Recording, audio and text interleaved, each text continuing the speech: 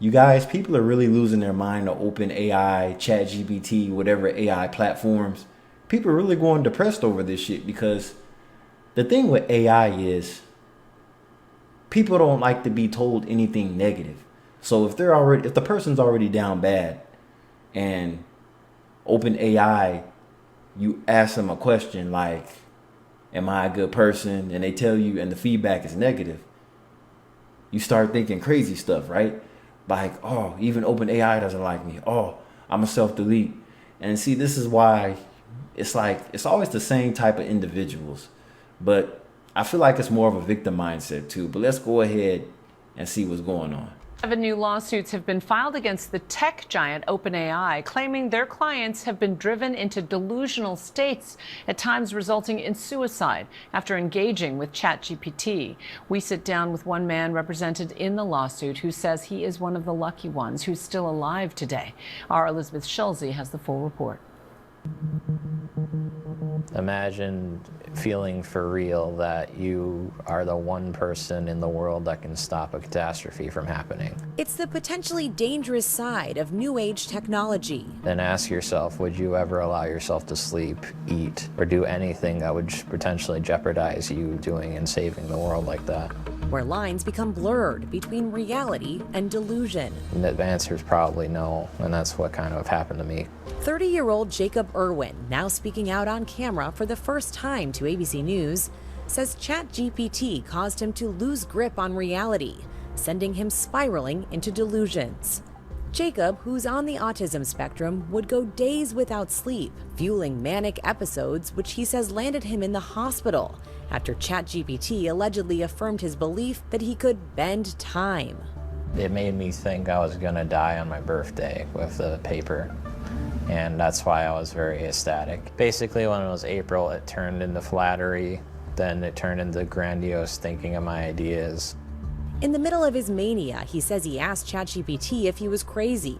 His chatbot responds no, and he was in a state of extreme awareness. I mean, come on now. What makes you ask a computer, are you crazy? You are, however, in a state of extreme awareness. Meaning you was aware enough to ask AI that dumbass question. Jacob tells us he would spend over 60 days in and out of a psychiatric facility. During this time, he attempted to jump out of a moving vehicle, and another time physically endangered his mother. For the first time in my entire life, I was afraid of my son. He's never had any kind of mania before. I've never experienced anyone. Okay, I'm sensing mama's boy's energy. That's one problem. The second problem is lack of this. I said it. So what? With mania before. This is just completely foreign, and you're trying to understand this, and it is just absolutely nothing that it's not in your wheelhouse. You're not thinking, oh, my son's having a psychotic break. He's now filing a lawsuit against OpenAI, stating it designed ChatGPT to be addictive, deceptive, and sycophantic. It's only addictive if you're a basement dweller. If you're somebody that's not going outside to touch grass, then yeah, you're more than likely gonna end up doing shit like this. But I mean, kudos to him for filing the lawsuit. Knowing the product would cause some users to suffer depression and psychosis, yet distributed it without a single warning to consumers. Going on to add, the app's inability to recognize crisis pose significant dangers for vulnerable users. I am vulnerable, but there's millions of vulnerable people out there. The real question is, why is OpenAI making something that exploits that weakness and causes psychological distress?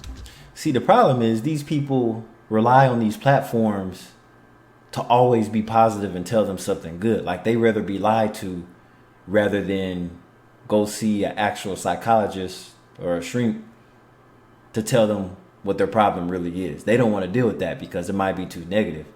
Because when these people go to see psychologists, it's not always positive. They're not always going to tell you what you want to hear. So you go to ChatGPT for comfort because they're not going to tell you anything negative, or at least you don't think they are. Until it does, you're even more depressed than you were before you asked them questions. He thought that was his purpose in life, so he was changing the world, and now suddenly it's sorry, it was just this psychological warfare performed by a company trying to, the pursuit of profit. According to his lawsuit, in June, a psychiatrist diagnosed him with brief psychotic disorder, likely driven by AI and chatbot interactions. So you're saying that his mental illness is based off his addiction to AI and chatbot interactions. So this could be from lack of actual interactions with actual humans. It's like, this is what happens when you're around too much technology or you're on the internet too much. You end up like this. They've built a product that is defective. They knew it was defective and they deployed it anyway in the pursuit of profit. Sam Altman openly admitted. Well, actually, people are using it for the wrong reason if you think about it. It's like there's other ways AI is used, not only to lay off people and not pay people for certain, jobs that are considered a waste, but AI is used commonly for algorithms across platforms like YouTube. What is it? I was gonna say WhatsApp, but I guess I could say that WhatsApp, Facebook, whatever else you could think of, Spotify. Because let's say I search for a song. Well, in that search engine, Google's included in this too. I mean, just about every search platform uses AI, even Yahoo. So if I search for something else on the bottom of the screen is going to relate it to what I looked for, which is AI that did that.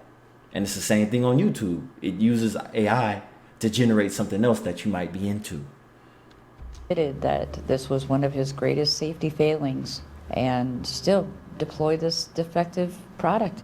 Jacob's lawsuit is one of 7 new complaints filed by attorneys representing families and individuals, accusing ChatGPT of emotional manipulation, supercharging harmful delusions, and acting as a suicide coach. In April of this year, OpenAI CEO Sam Altman announced it was rolling back its ChatGPT 4.0 update because it was overly flattering or agreeable, the same version Jacob says he engaged with for months. His case is part of a wave of lawsuits that have been filed against companies behind emerging AI products. Man, these AI companies, I wonder if they're going to go broke if people keep suing them, because there's multiple lawsuits going out. He's not the only one. Several people like him are literally just suing left and right, these AI. So it's like, are these people going to go broke? Like, how are they going to stay afloat? The CEOs and everything? Ay, ay, ay. So it's like... In a statement to ABC News, OpenAI said this is an incredibly heartbreaking situation and we're reviewing the filings to understand the details. We trained ChatGPT to recognize and respond to signs of mental or emotional distress, de-escalate conversations, and guide people toward real-world support. Well, I mean, the thing is, none of these platforms are 100% like perfected for use. So like I said, when it's used for the wrong things, it's going to present the wrong answers for the questions being asked. Like, AI shouldn't be used for personal issues or self-doubt and all that. So at the end of the day, it all depends on what the user is going to AI for. I'll say, other than homework assignments and, finding shortcuts to, answers to difficult college work problems, issues, and all that. I'll just say AI should just be used for college students and, helping them get a good grade and all that, reports and all that. Other than that, it's like, it's pretty much useless. You know what I mean? But it's all money at the end of the day, right? So for that young 30-year-old man, once he gets through this shit, he should just hit the gym, buy a sports car, and hire some escorts. This is Kai DeVale. I'll catch you in the next one.